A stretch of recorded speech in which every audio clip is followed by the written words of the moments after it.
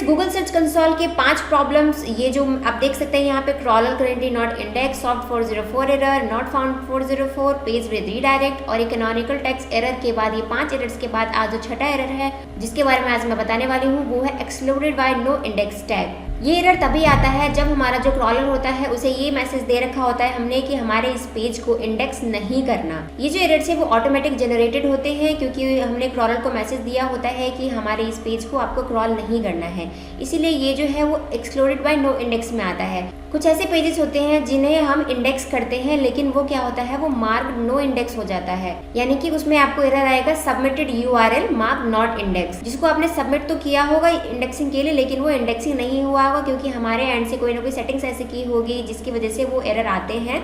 तो ये दोनों में हो सकते हैं। मेरा जो वेबसाइट है वो वर्डप्रेस पर है लेकिन ऐसे ब्लॉगर में भी बहुत ज़्यादा इशू होते हैं, तो ये दोनों ही जगहों पे ये वाला एरर आता है। तो मैं पहले आपको वर्डप्रेस पे बताती हूँ, उसके बाद फिर मैं आपको ब्लॉगर पे भी लेके चलूँगी, ब्लॉगर पे भी मैं आपको समझा दूँगी। तो ये जो सेटिंग है उसको ठीक कहाँ से कर सकते हैं वर्डप्रेस में, उसको देखने के लिए यहाँ पे देखिए आप, ये मेरा वर्डप्रेस का वेबसाइट है। यहाँ पे हमें जो भी आप एसईओ टूल यूज़ कर रहे होते हैं उस एसईओ टूल में आपको जाना है। मैं यूज़ करती हूँ योस्ट एसईओ, तो मैं यहाँ पे जाके सर्च अपीयरेंस पे क्लिक करूँगी। इसके बाद यहाँ पे देखिए, यहाँ पे कुछ सेटिंग्स है, जैसे कि यहाँ पे कंटेंट टाइप में आप देखिए यहाँ पे लिखा हुआ है show post in search results. अगर मैंने इसे ऑफ किया इसका मतलब कि मुझे अपने जो पेजेस है उसको इंडेक्स में सर्चेज में, गूगल के सर्चेज में नहीं दिखाना, यानी कि उसको इंडेक्स नहीं करना। तो इसको मैंने यहाँ से ऑन किया हुआ है, तो ये हमारा मेन सेटिंग है जो हमें ऑन रखना होता है। इसके बाद आप मीडिया पे भी चेक कर लीजिए वो ऑन है या नहीं है, बाकी सारी चीज़ें भी आप चेक कर सकते हैं आपने ऑन कर रखा है या नहीं। इसके बाद जो दूसरी चीज़ है वो है आपको यहाँ पे सेटिंग्स में हमें जाना है और यहाँ पे रीडिंग सेक्शन आता है। रीडिंग सेक्शन में आप देखेंगे यहाँ पे लास्ट में नीचे में आप यहाँ पे देखिए सर्च इंजन विजिबिलिटी में discourage search engine from indexing this site, यानी कि अगर आप इसको टिक करेंगे तो टिक करने का मतलब है कि आपके जितने भी पेजेस हैं, जो भी आपने ब्लॉग्स लिखे हैं या कुछ भी आपके वेबसाइट पर है उसे आप इंडेक्स नहीं करना चाहते हैं, उसे आप शो नहीं करना चाहते हैं। जैसे कि मैं आपको एग्जाम्पल बताती हूँ कि जब मैंने अपना जो ब्लॉगर से यहाँ पे शिफ्ट किया था तो मैंने ब्लॉगर की वेबसाइट को पूरी तरीके से डिलीट कर दिया था और उसके जितने भी पोस्ट थे, मेरे कम से कम 87 अराउंड पोस्ट थे उस टाइम पे, जिसे मैंने डी इंडेक्सिंग के लिए छोड़ दिया था। तो मैं क्या कर रही थी, ब्लॉगर पर जैसे जैसे मेरा जो पोस्ट है वो डी इंडेक्स हो रहा था, यहाँ पर वो सारे के सारे मैं क्या कर रही थी, पोस्ट को लिख रही थी। तो लिखने के बाद मैं इंडेक्सिंग के लिए तो उसको डाल दे रही थी, गूगल सर्च कंसोल में मैंने उसे इंडेक्सिंग पे डाल दिया था, लेकिन यहाँ से मैंने इसे चेक किया हुआ था ताकि जितने भी मेरे पोस्ट है वो इंडेक्स ना हो। अदरवाइज क्या होता है, वो डुप्लीकेट कंटेंट में आ जाता, क्योंकि सेम मैंने जो कंटेंट थे वो सेम लिखे थे। तो मैंने इसे टिक किया हुआ था ताकि मेरा जो पोस्ट है वो यहाँ पे इंडेक्स ना हो। तो जब पूरी तरीके से मेरा ब्लॉगर का जितना भी पोस्ट था वो डी इंडेक्स हो गया, तब मैंने यहाँ से अनचेक कर दिया। उसके बाद जो मेरे पोस्ट थे वो इंडेक्स होने शुरू हुए। तो आप इस चीज़ का ज़रूर ध्यान रखना कि आपको इसे चेक नहीं करना है अगर आप वर्डप्रेस यूज़ कर रहे हैं। अदरवाइज क्या होगा, आपका जो जितने भी पोस्ट आप लिख रहे हैं वो इंडेक्सिंग के लिए नहीं जाएगा, वो इंडेक्स होगा ही नहीं और ना ही सर्च रिजल्ट में आपके एक भी पोस्ट दिखेंगे। तो ये कुछ सेटिंग्स होती हैं हमारे वर्डप्रेस में जो हमें करना होता है। इसके अलावा अगर आप कोई सा भी एसईओ प्लगइन यूज़ करते हैं, वहाँ पे सर्च अपीयरेंस में जाके आप नो इंडेक्सिंग को अनचेक कर दीजिएगा ताकि जितने भी आपकी इंडेक्सिंग वाली प्रॉब्लम है वो ना होए। इसके अलावा ये देखिए रैंक मैथ की अगर हम बात करें, वो तो मैंने एसईओ का बताया था, योस्ट एसईओ का। ये देखिए रैंक मैथ का है। रैंक मैथ अगर आप यूज़ करते हैं तो रैंक मैथ में भी जब आप यहाँ पे सेटिंग्स में आते हैं, रैंक मैथ में आने के बाद आपको टाइटल एंड मेटा सेटिंग्स में जब आप क्लिक करेंगे तो आप यहाँ पे देखेंगे रोबोट मेटा में आपको इंडेक्स और नो इंडेक्स का ऑप्शन आ रहा होगा।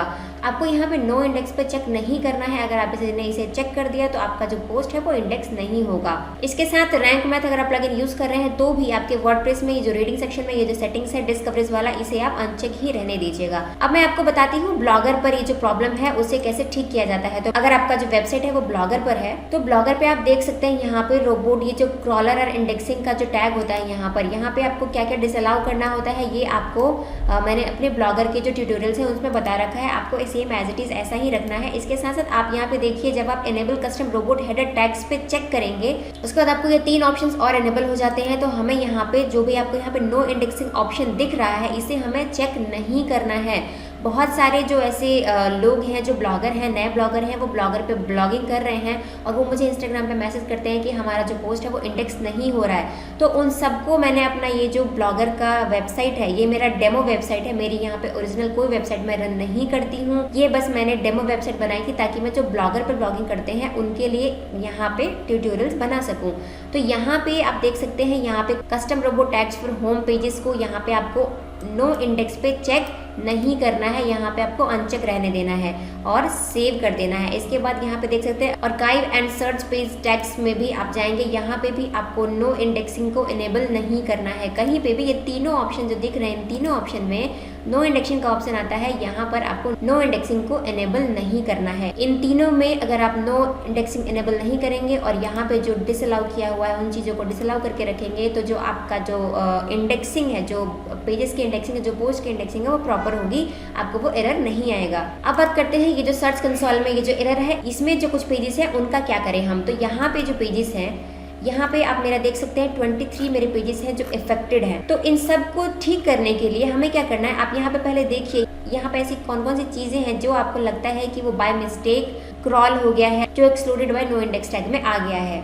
ये यहाँ पे जितने भी लिंक्स हैं, इन सब का मतलब यही है कि हमने क्रॉलर को ये मैसेज दिया है कि हमें इस सारे पेजेस को इंडेक्स नहीं करना है। यही कभी कभार बाय मिस्टेक भी क्रिएट हो जाते हैं। तो आप यहाँ पे देखिए, ये मैं आपको सारा का सारा, आप यहाँ पे देखिए, यहाँ पे एम्बेड लिखा हुआ, फिर यहाँ पे फीड है, यहाँ पे भी एम्बेड है, यहाँ पे WP एडमिन है। तो ये सारे के सारे ऐसी चीज़ें हैं, आप सबको आपको एक बार चेक करना है कि इसको जब हम क्लिक करते हैं तो क्या ऑन होता है। ये एम्बेड कोड है, ये जो मेरा आर्टिकल है वो ऑलरेडी है जहाँ पे बिना एम्बेड का ये इंडेक्स हो रखा है। तो मुझे ये वाला जो आर्टिकल है वो मुझे नहीं चाहिए, तो मैं क्या करूँगी, इसको मैं क्या करूँगी, रिमूवल्स कर दूँगी। यहाँ पे आपको क्या करना है, सारा का सारा जितना भी आपको लगता है कि आपके काम के नहीं है, क्योंकि ये वैसे भी यहाँ पे जितने भी है वो काम के नहीं होते हैं, तो आपको लग रहा है कि ये सारे के सारे आपके काम के नहीं है, तो रिमूवल्स में जाइए और रिमूवल्स में जाने के बाद आपको न्यू रिक्वेस्ट पे जाना है और इसको रिमूवल्स के लिए रिक्वेस्ट डाल देनी है आपको। इसको चेक करके रखिए और इसे नेक्स्ट पे क्लिक कर दीजिए। ये जो सबमिशन है ये सबमिट हो जाएगा और 3-4 दिन या 1 सप्ताह के अंदर आपका